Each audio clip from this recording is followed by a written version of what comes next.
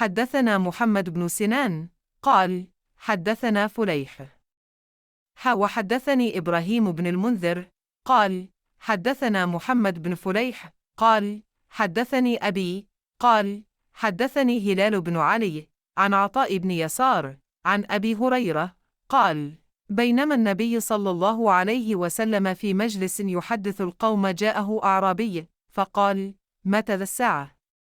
فمضى رسول الله صلى الله عليه وسلم يحدث فقال بعض القوم سمع ما قال فكره ما قال وقال بعضهم بل لم يسمع حتى إذا قضى حديثه قال أين أراه السائل عن الساعة؟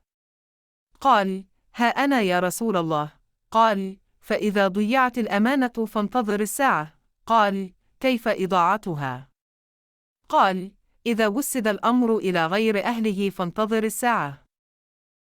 एक बार हज़रत लोगों में बैठे हुए उनसे बातें कर रहे थे। इतने में एक देहाती आपके पास आया और पूछने लगा कि क़यामत कब आएगी। आप अपनी गुफ्तगू में मसरूफ़ रहे। बाज़ लोग जो मजलिस में थे कहने लगे अपने देहाती की बात सुनी लेकिन पसंद नहीं की, और बाज़ कहने लगे कि नहीं बल्कि आपने इसकी बात सुनी ही नहीं।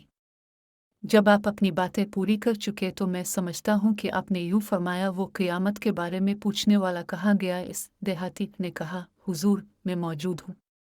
आपने फरमाया कि जब अमानत ईमानदारी दुनिया से उठ जाए तो क़यामत कायम होने का इंतज़ार कर। इसने कहा ईमानदारी उठने का क्या मतलब है? आपने फरमाया कि जब हुकूमत के कारोबार नालायक लोगों को सौंप दिए जाएं तो क़यामत का इंतज़ार कर।